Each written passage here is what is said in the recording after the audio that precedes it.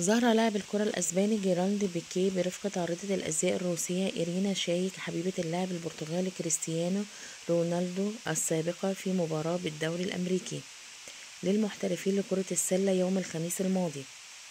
وبدأ لاعب كرة القدم البالغ من العمر 35 عاما في حالة معنوية جيدة بينما كان يحتضن عارضة الأزياء الشهيرة في ظل تداول بعض الشائعات عن رغبته في العودة للمغنية الكولومبية شاكيرا، والتي كشفت العديد من الحقائق مؤخرا بشأن خيانته لها.